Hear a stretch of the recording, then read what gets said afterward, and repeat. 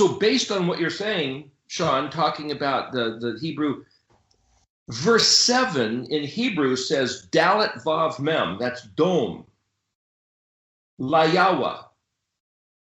You're talking about Zipporah and the cutting and the foreskin and the bleeding. The word dalet mem means to bleed. It also means silent. I believe this verse is be silent before Yahweh. How does yours read in verse 7? 37:7, rest in Yahuwah and wait patiently for him. Fret not yourself because of him who prospers in his ways, because of the man who brings wicked devices to pass. Okay, so dalet vav mem doesn't necessarily mean to rest. It can mean silent, and it can mean to cease or stop. That's where they get rest, or bleed.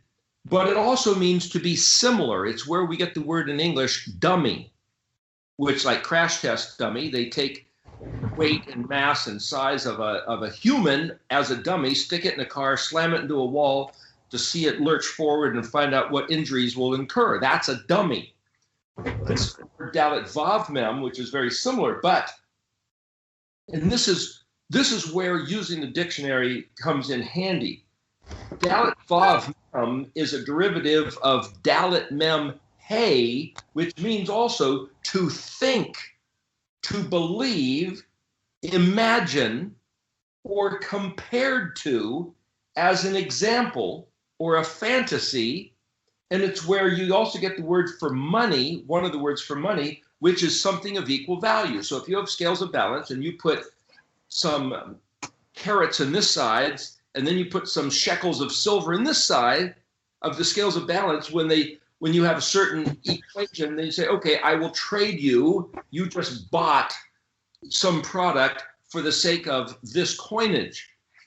That's the same as the word dummy. So if it says rest in Yahweh, oh, okay, be casual.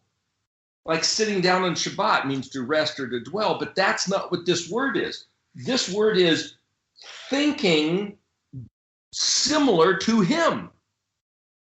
Yeah, and this has been the problem forever, is that the belief is that I don't have to do anything and I just get the benefits of believing in a God. And that's it. That's where it begins and ends. And that's wrong. That's literally wrong. Exactly. It's like the whole thing the Christian church says, oh, I rest in my Sabbath, my rest is in Jesus. You know, I don't have to do anything. All I got to do is believe. That's what I call MLM Christianity, multi-level marketing. Just give me your money, join the group, and we'll do everything for you. That's MLM Christianity. It's funny that you missed the first part of the conversation, Mark, and you brought that up. Yeah, that's what we were talking about earlier before you joined. Oh, sorry, I didn't know that. Okay. No, it's perfect.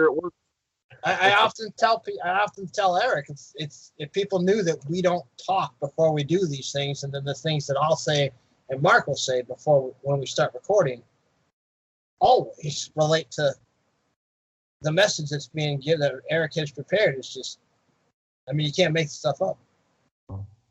Well, this goes on, and I didn't write down, just so you know, in the format of this study, which is unlike many other studies I've done, I didn't sit here and write out verbatim, word for word, every verse. I took a couple of verses I did, but I tried to just zero in on certain words in each verse. So it's a different type of study.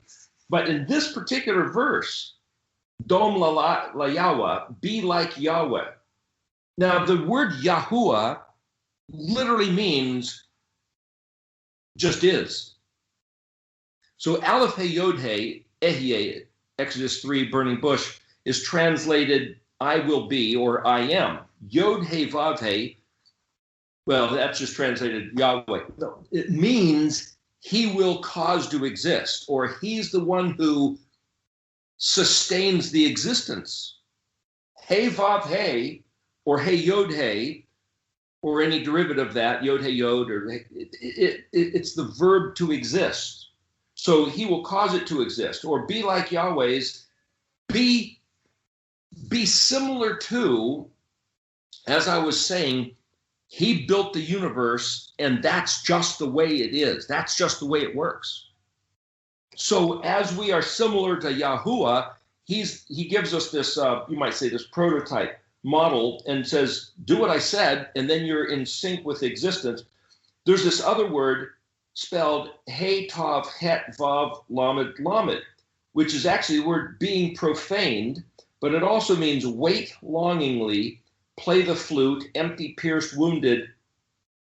But the word Het Vav Lamed is, or Het Lamed Lamed, it's the word to be profane, common, violated, disgusting, pierced, wounded, like a flute which is pierced and hollowed out. It's to wound somebody to death and hollow them out. It's a picture of Yeshua being crucified. It also means to start something new. It's a priest deprived of the priesthood and a priest of illegitimate descent. It's like Yeshua being a bastard child born of a woman who wasn't married. And so the interesting thing is that when Yahweh in Ezekiel 36:23, he says, you guys, you Israel, have profaned my holy name. Truth, my words. That word profane is Het Lamed Lamed. And the way I see it is like, wait a minute, we meant well, but for 2,000 years, we've told the story of Jesus Christ and him crucified. It is the definition of Het Lamed, but Yahweh says that that word Het Lamed Lamed or Het Vav Lamed means we have not told the truth, but he sustained it all these years. And again, I'm not blaming or kicking around or bashing Christians or Christianity. I'm acknowledging that for 2,000 years now, Yahuwah has used the Christian church, the Christian ideology to perpetuate the curse. Wow. It's game. But now he's showing us, he's saying, again, the same phrase as in verse 1, Al, Aleph Lamed, hyphen, Tav, Tav, Het Resh, Al, Ta, Tahar, with the man of Mem, Zion, Mem. And if you look at Mem, Zion, Mem in the dictionary, or Zion, Mem, Mem, it means plan, scheme, evil device, shrewd, calculating, a con man who softens you up by flirting. Remember, this has to do with Israel being Yahuwah's Hanani, his coquettish, charming, graceful, dainty, almost like a prima donna, his elite relationship of all humans on the face of the earth. And he's saying the evil man is going to try to flirt to distract our affections from Yahuwah to some other agenda. And unfortunately, the same word used here, ha-ta-cholal, is being profaned by imagining what would Jesus do? WWJD. Well, in reality, what Yeshua would do, he said, I only say what I hear my Father saying. I only do the things I see him doing.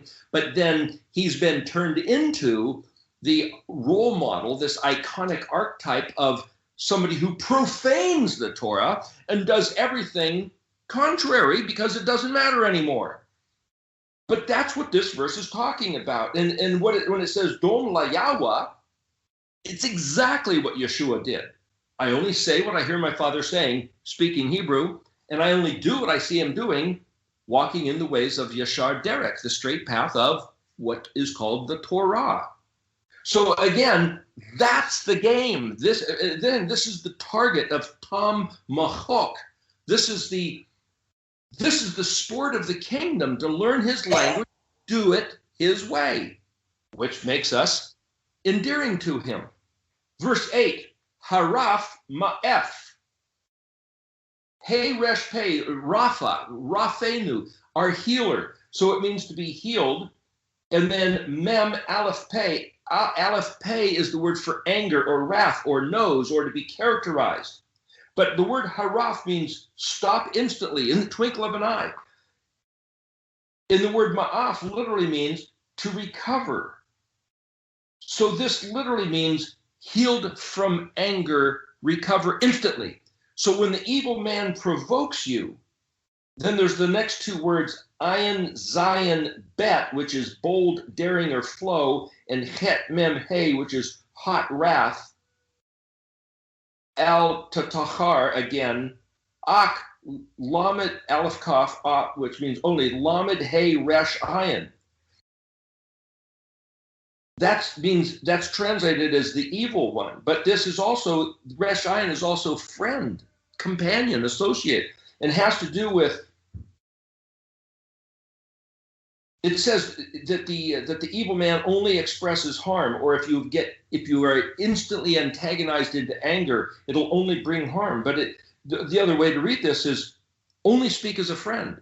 So what he's saying is that when somebody just ticks you off and you're inclined towards anger, he says, wait a minute, the challenge that Yahweh's given us, throwing that tomahawk and hitting the target, bullseye, boom, he says, instantly stop your anger.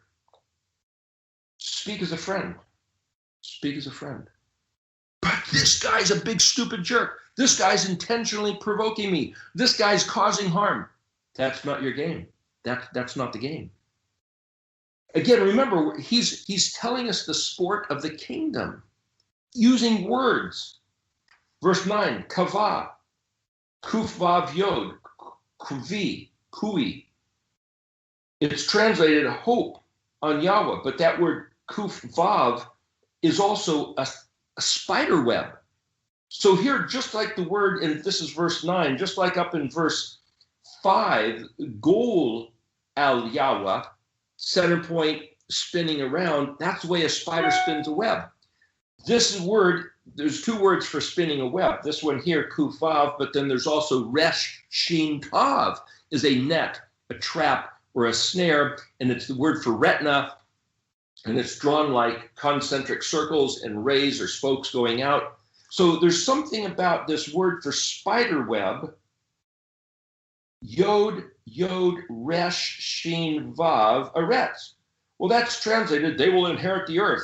But resh, shin is a spider web. It's a net, it's a snare. But resh, shin, or yod, resh, shin also means to inherit licensed, authorized. Kufav hey, twist, stretch threads on a loom. Kufav also means to call or wait or collect water, to invoke or call in, like a spider somehow enticing an insect into the web. Well, the spider doesn't entice, it just sits there and puts the web there. But in the world of insects, bugs, entomologists studies bugs, there's something about why does the spider sit in the middle of the web if it's trying to trap a bug that doesn't know he's there? Well, there's different types of spiders, different types of webs. Wolf spider, the trapdoor spider, the spider that sits in the middle of a bunch of plants. I'm picturing this spider I saw one time, this beautiful big spider is in the Smoky Mountains of Carolina or Virginia. And man, this thing was beautiful, black and yellow and silver and sunlight hitting it. I mean, spiders are amazing creatures, arachnids. Anyway, something about the spider web or the way we deal with these things that Yahweh's giving us is trying to catch something. What are we trying to catch? Yahweh's favor. We, as a reward, will inherit the earth. That's what the way this is translated. Inherit the earth. What about going to heaven? You know, there's something about, okay, if you're a good Christian and you have faith, when you die, you get to go to heaven. That's a wonderful promise. May it be so. But wait a minute. He says the righteous will inherit the earth. And there's something about him making a new heaven and a new earth. And there's something about the new Jerusalem coming down and hovering above the earth. And there's something about him promising the earth to his faithful ones.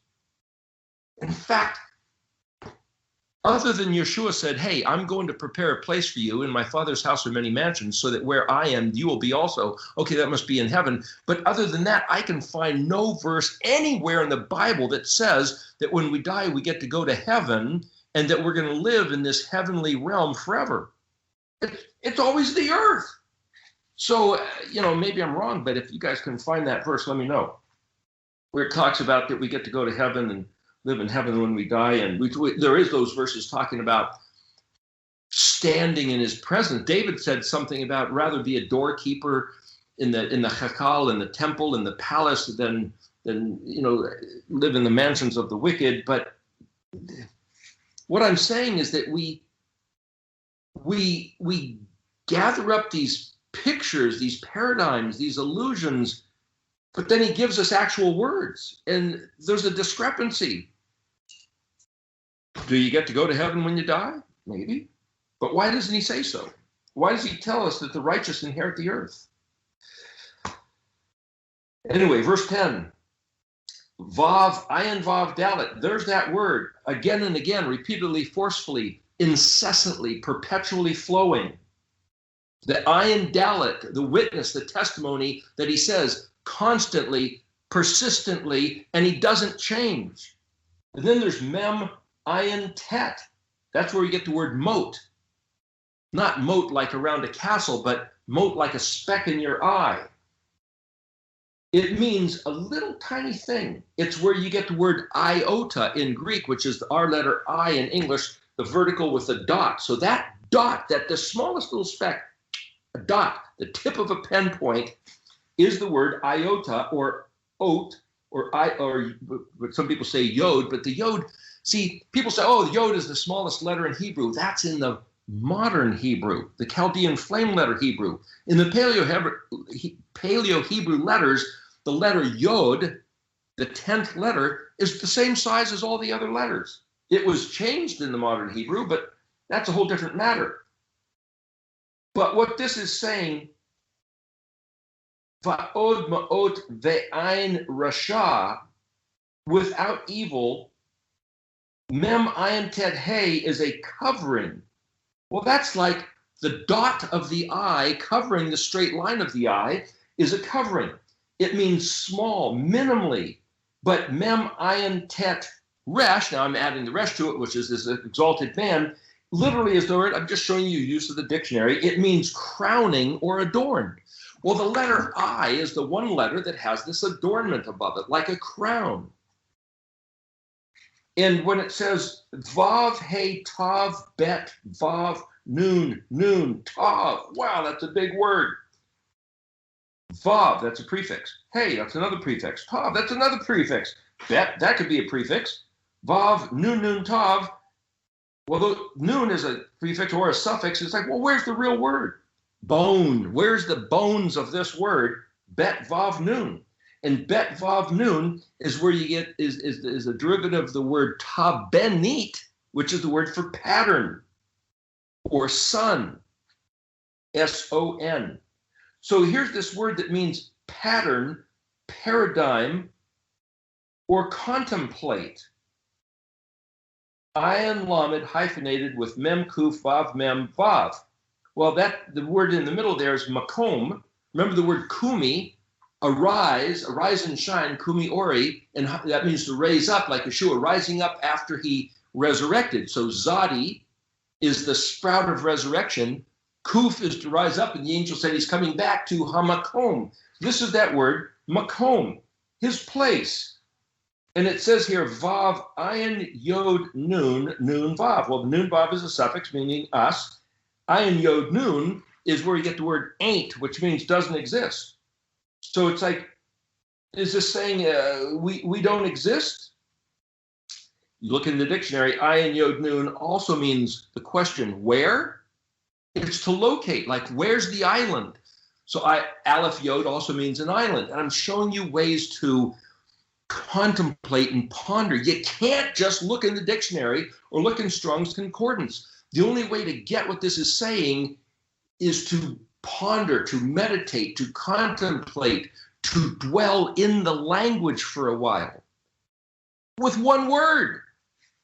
And this is saying something about contemplate the pattern, and like the dot above the I, the only place that we can find the reality is under that little speck of reality. So the interesting thing about when he said his name was Ehye asher ehye. It's translated, I am that I am. Okay. But what is it to exist? What is I am? It's a singular dimension, essentially. And how do you draw that graphically? A dot. Boom. One dimension. Either the dot's there or it's not there. If somebody said, how would you draw a picture of Ehye? It's just a dot, a speck, the smallest little dot, like a mustard seed. So when Yeshua said, having faith is like the grain of a mustard seed, either you believe or you don't. Either you're faithful or you're not. It's either there or it's not. It doesn't matter how much faith do you have, how big is the seed. It's either there or it's not. You're either his people or you're not. You either believe him or you don't. So there's something about the crowning of the dot above the I. We're either found in him or we're not. But for him to say Ehye asher ehye, the word asher is a straight line. So something about the graphics of his identity is a dot, a straight line connecting to another dot. Ehye asher ehye. What does that mean? He said it, so it will be. Aleph, Tav. The reality of what we see is exactly what he intended.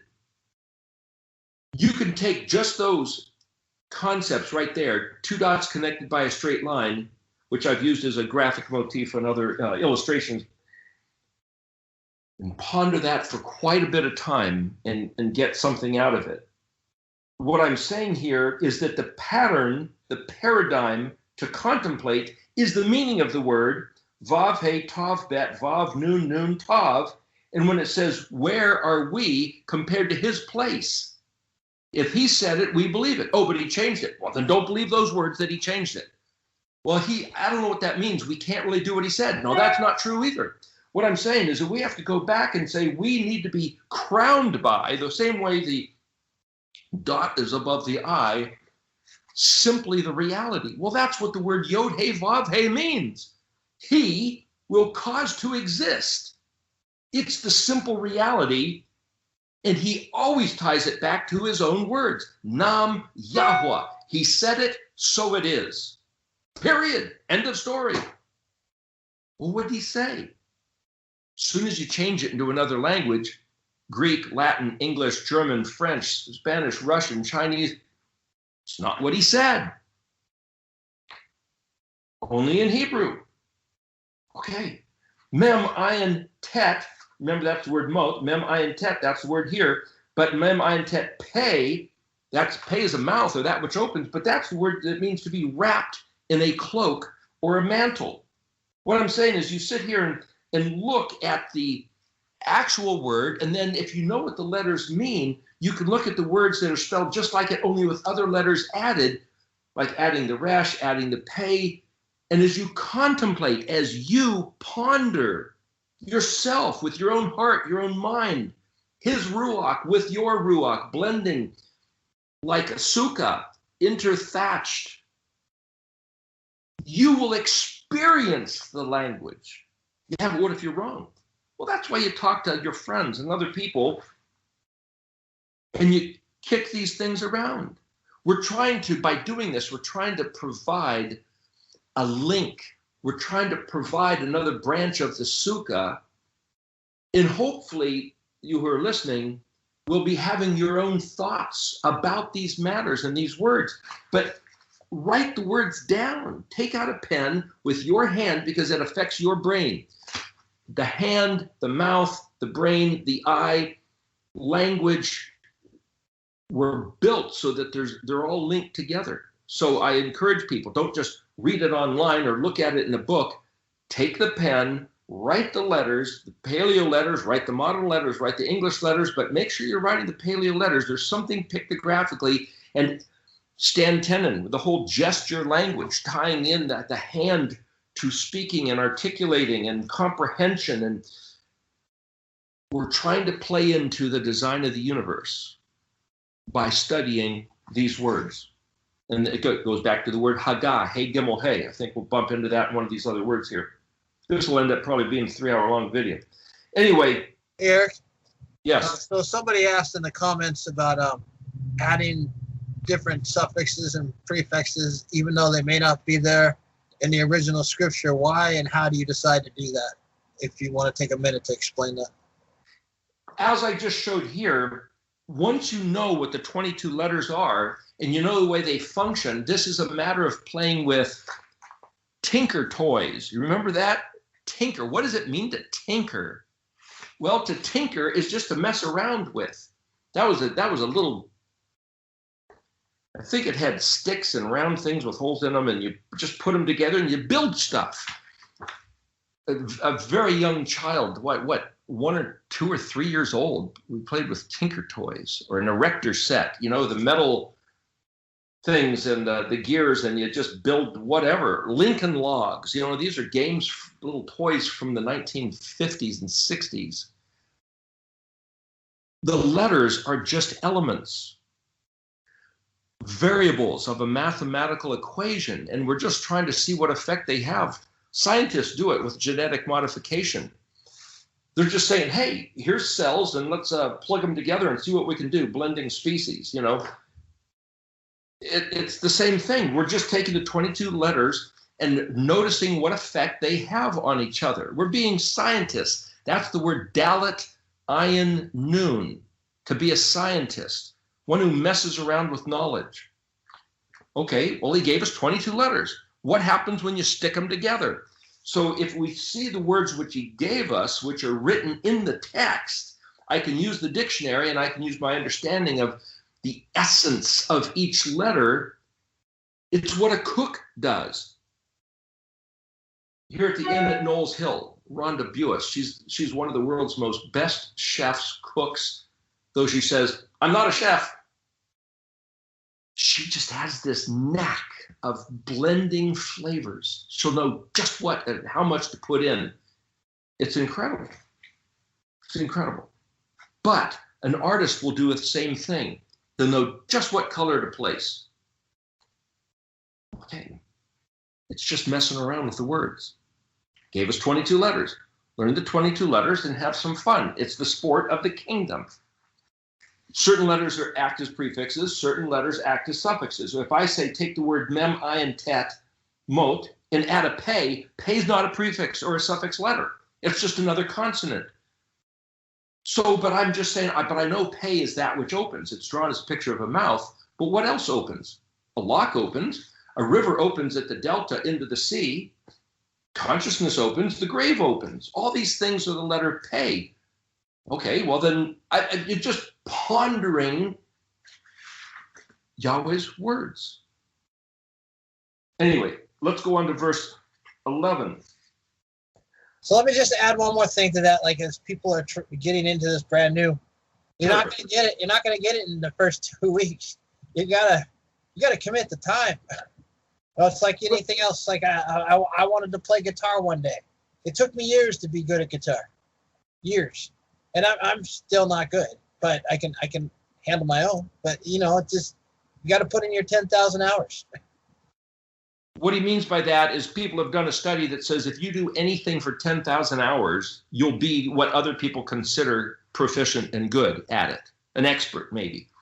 10,000 hours. Just to give a reference, if you work full time, 40 hours a week for say 50 weeks out of the year, that's about 2,000 hours. So if you worked full time for 5 years, you'll get your 10,000 hours in, if you're consistent at that, just to give you a reference. So the other interesting real quick on that, Eric. Psalm is laid out. Real quick on that 10,000 hour thing. My brother's an over the road trucker, and to get his CDLs, he has to drive 10,000 miles or 10,000 hours, and before he can get his CDLs. So before he gets licensed, he has to put in a whole bunch of time. That means he's putting in time not being licensed first. It's like being apprentice before you could be a journeyman. And you got to be a journeyman for quite some time, going from shop to shop to shop, learning tricks of the trade from different maestros, masters, before you can get credibility as a master craftsman. Similar concept. It just takes time. But what I was going to say about these, the progression of these verses here, and there's 40 verses, we're only on verse 11, is that there's a progressive development in these letters. And the very subject that you're talking about bumps into verse 11. It says, ayin nun vav. Well, that word, how does your Bible translation translate verse 11? Let's see here. Verse 11, but the meek shall inherit the earth and shall delight themselves in the abundance of peace. The meek shall inherit the earth. Okay, we read in a previous verse, we talked about the righteous ones inherit the earth. If you're meek, just here, this is a little bit off topic in terms of what I'm saying here, but I'll get back to it. What do you think, Sean? What does that mean when he says the meek will inherit the earth? And remember, Yeshua in one of the Beatitudes of Matthew 5, and it was the third position, which I say lines up with the laver, but that's another part of the study. I'm just giving reference. How do you tell me what it means, the meek shall inherit the earth? For me, I guess the meek shall inherit the earth is those that are selfless. Is Those that are humble. Humble and selfless, yeah. So how do you do that? How do you be humble and selfless so that you can inherit the earth? I mean, if you inherit the earth, if that's your goal, it's because you want to dominate and rule. Hey, I want that to be mine. Okay, I will what? How do you be meek? To be humble means that you agree to be under someone else's control or understanding or believe, trust someone else to, and you're going to follow their ways. To be humble rather than be prideful yourself and just walk the way that you want to walk. Right, that's a good way to put it. Okay, so Sean, besides saying the meek will inherit the earth, what else does it say? Let's see here. Verse 11. And shall delight themselves in the abundance of peace. Yeah, they shall delight themselves in the abundance of peace. Delight. Okay, so let me tell you what this really says. It says, ayin nun hey will yod yod resh shin vav the eretz. Well, this word yod yod resh shin vav is the same word that I was talking about earlier, because see, in this chapter he reuses similar words and sometimes the same words. So he'll use synonyms, but he'll use the same words again and again. And so you can see that he's actually weaving this chapter together like a spider web, which is the same thing he was talking about before with the word kufav and gimel vav lamed, focusing around and around. So the interesting thing, I've seen David do this before in other writings of other psalms, is that there's a underlying structure, a sod, a foundation to, like in Psalms 119, for example, of how he builds concepts. It's a poetic structure. But when he says he will inherit the earth, that's also a net, a trap, or a snare. It's the word for spelled reshin. It's also that means authorized and licensed. So the same idea of put your 10,000 hours in, put your 10,000 miles on the road, and then we'll give you a license. That's this word. But what do you have to do to get it? Oh, ayin nun hey. Well, be meek and modest. Wait a second. The same word ayin nun vav comes from ayin nun hey, different suffix, and it's used for in Isaiah 58, where it talks about the century, and it's also Leviticus 23, the day of Yom Kippur, the one who fasts. Wait a minute, it means more than fast. It means humble, burdened, afflicted, respond, answer, sing. So if you have the preacher and the choir, you're preaching to the choir. Why the choir's in the lead? The preacher says something and the choir projects and gives another voice. But it's also to give an answer. It's to speak and respond. It goes back to the idea of the sukkah, the interwoven branches, the mouth woven with the ear. The Shema listen, Israel. It also means take an interest in, concern yourself with, make it your own personal preoccupation. It's also mem ayin nun hey. When you put a mem prefix in front, it gives it a substance, making it an object. Remember, the word garden is gimel nun. What's a garden? Something which is guarded. What's it guarded with? Some type of a shield. What's a shield? A mogan, a megan, a mem gimel nun. So when you put the letter mem in front of it, it means that thing which is, or the location, or the object, or one who. Because all the meanings of the mem is the prefix. Well, here you have a mem ayin nun hey is the word furrow. A furrow, like you cut with a hoe to put seeds in, but it also is, I'm stuck in this rut. So I could read the word ayin nun vav is not just the meek will inherit the earth, but it's what we're doing with these videos. We're saying, listen, I am intentionally obsessing over these matters as a compulsion. I'm making this my obsession, my focus, my one goal, my kufnun aleph, my zeal, my fanatical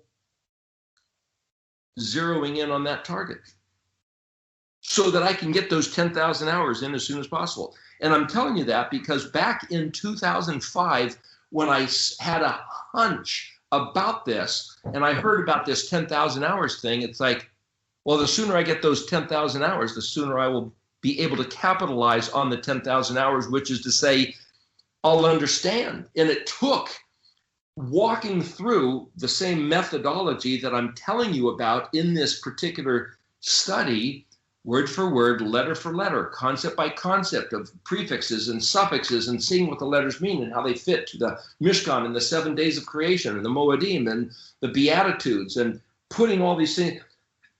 And I knew it's like, okay, the sooner I do 10,000 hours, then the sooner I will be able to use the benefit of what the 10,000 hours gave me. It's not just, oh yeah, you got a badge, you get a star. It's like, it's not about that. It's being able to use. Why do they say you got to put 10,000 hours on the road? Because then you'll know how the truck handles. It'll be second nature. You'll have your brain physiologically structured as an expert, as an aleph mem nun hey, amuna, like Abraham. Oh, he believed. Skilled, trained, educated, experienced artisan. That's aleph mem nun hey. That's what Abraham had when Yahweh said, go out and sephir the stars. Abraham, I'm sure, put in 10,000 hours of staring at those dots in the sky and connecting the dots. That's what this word simply translated meek, humble. And then the following phrase, hey tav ayin nun gimel, there's ayin nun again, but with a gimel, it's translated oneg. Hey tav ayin nun gimel vav. Ayin nun gimel would be the root word, two prefix letters, hey tav, one suffix letter vav, and then it's connected to, ayin lamed is a yoke of connection. Ayin lamed connected to resh bet, that's the word rab, where you get the word rabbi, or rabavot.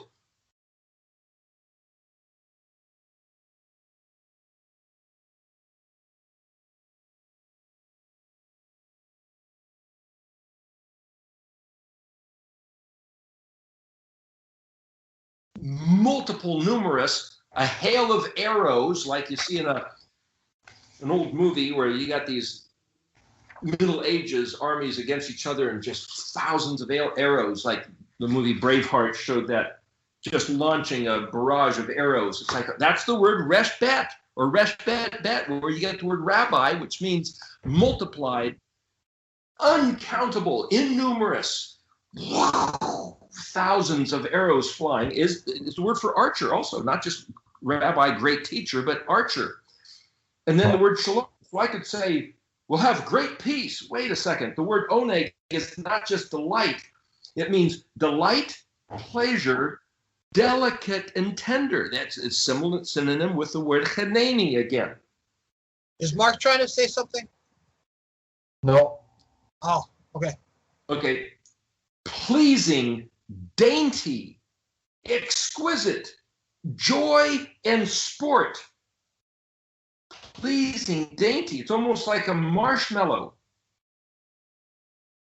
It means to excel at peace, to excel at the sport of finding the perfect flavor as a chef, finding the perfect balance as a gymnast, finding the perfect color and pattern and balance in a painting as an artist. It's finding that perfect shooting golf, launching that ball exactly to land on the green like there at Pebble Beach onto a peninsula with the wind and the waves. And for us to find a delight, taking an obsessive, compulsive preoccupation of our interest in this language, in Yahuwah our Elohim. That word shalom is not just peace, but it's hitting the target. Shalom means it's accomplished, it's full, it's satisfied, similar to the word shin bet ayin, Shavah, which is the number 7. Lacking nothing. Oh, I should have just been. Oh, no, this is perfectly on target. It's telling us here that if we delight in the perfection of Yahweh our Elohim, something about that is the purpose of the earth as Yahweh created it in the Garden of Eden. And for us to say, yes, the meek will inherit the earth. It's like, wait a minute. As a sport, for us to delight in knowing Yahweh, comprehending his language, synchronizing with him, our ear to his voice, then he will put his ear to our voice. That's the purpose of why he built the universe. And when we do that, it plays into the accomplishing of his delight, his dream, his vision, his idea of Israel being his Ayin Mem people, and him being our Aleph Lamed Yod Hey, our Elohim. There's something about the dynamic of the relationship which he has never got to have yet. If you look through the history of the world. But in us, choosing to make it the focus of our attention and to delight in it, and him to then say, then I will give you the desires of your heart as the delight. It will delight him to facilitate our delight when our delight is found in his stuff. And it's all, you might say, accommodated by attending to his words. Attending to his words is Shema. Taking them to heart is Shomer, watch, keep guard, remove the dregs. Why do we make a big deal about getting rid of the Christmas tree and the Easter eggs? Because that's not his stuff. It's clutter. It's wrong. It's a detour. It's off track. It's a train wreck. For us to go back to his stuff is to purify and cleanse. You mentioned the word, Sean, Berean. Bet Resh is the word bar. Simon Bar Jonah. That's not just his name. Bet Resh is the word son, S-O-N. It's just similar to Bet Noon, but bar means to be refined, milled to specification. Like bar mitzvah, it means pure and clean. The pure absolute reality of the truth. That's the word bar. So a bar, Ian would be a Greek or Latin or English suffix meaning one who does, bar, one who looks to find the pure truth. So in the first word of Bereshit, Bet Resh, Aleph Shin Yod Tav, the first word of the Bible, the first two letters is Bet Resh. Pure, clean, refined, absolute, the dot of the I. The reality. I'm just trying to give you these words and these pictures connected to each other, creating the spider's web of catching his attention, of being that people who choose to have that furrow of attention. That's the word translated meek, or fast, as in fasting on Yom Kippur. It's making it your burden of attention. Verse 12. Now things change. You see, the first 11 verses here, Yahweh's, I'm trying to describe the nature of the people intertwined with Yahweh's heart, and then Yahweh changes up the game. Once we've got that, he says in verse 12, now this is the way it works. Once you're doing this, which he calls Zadik, which he calls righteousness, which he calls, the interesting thing about the word Zadik, not only does it mean righteous or righteous one or righteousness, it also means victory, deliverance, and salvation. So those guys win. He's telling you right out of the gate in the language that if you do righteousness, you win. Every Hollywood movie you see where the bad guys win, fake narrative, not true. As a matter of fact, he says the Zadik, this is the staging of the game of life on earth, that the Zadik is going to be a target of the Zion Mem Mem, which is scheme, plan, device of evil, false testimony, and to muzzle.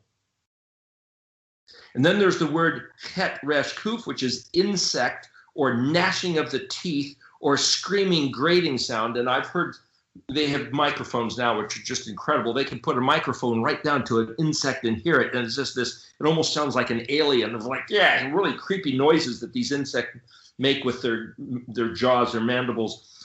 And then the word shin nun yod vav, which means difference or teeth. So it's talking about gnashing of the teeth, but, and I'm not trying to be political here, but the same thing that the, you might say the liberal left Democrats did against President Donald Trump, scheme, plan, device of evil, false testimony, to muzzle. That's the word Zion Mem Mem. They did everything they could for all these 4 years that guy was in office. They tried to compromise, impeach, lie, twist, distort, yell, put on the media, blah, blah, blah, blah. And I'm not saying that Trump was a righteous man. I'm using that as a model, saying everything that the deep state did against that guy is exactly what verse 12, by saying the Zadik is going to be a target of Zamam. And Yahweh's saying, that's the way it's going to play out. Okay, verse 13. Adonai, the Lord, that's the way it's translated. But Aleph is a prefix letter meaning I am or I will. Yod is a suffix, means myself. And Dalet Nun is the word Dan or dawn. And it means the judge or the guy who has to decide and determine.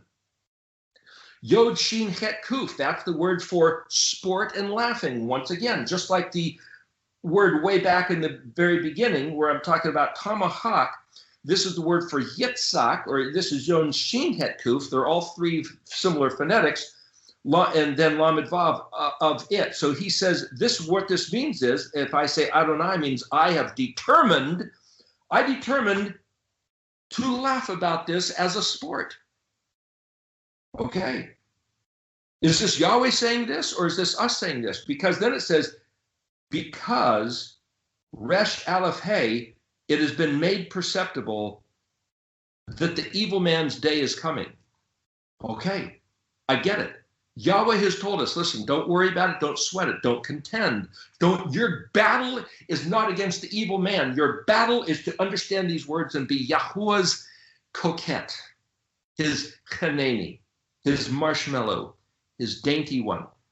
That's our job on the face of the earth. Our job is not to be the warrior fighting against the evil man. That's what this verse, this chapter is all about. Verse 14, Charev, the word for sword, drought, or devastation. Pet, or pei, tav, hetvav. Patacho means to be drawn sword. Pei Tav Het means that which opens. You stick the prefix letter mem in front of it, and it's a key, K-E-Y, key, that which opens. Interestingly enough, in Greek, the word key, K-E-Y, means that which locks and closes. So back when my wife, Karen, noticed that, hey, wait a minute, why is the word key in Greek that which locks up, and the word key in Hebrew is that which opens? Because is that what he did with the language? Yahuwah has used the Greek language and the Greek culture to lock things up and to perpetuate the curse for 2,730 years, since the days of Daniel 12:4. Okay, the Hebrew is that which opens, makes clear, restores to health. The word shin pei hey. Okay, it's the message is embedded in the language. The evil ones are going to aim. Derek means to bend the bow. It's also the word for way. The word bow, kuf shin tav.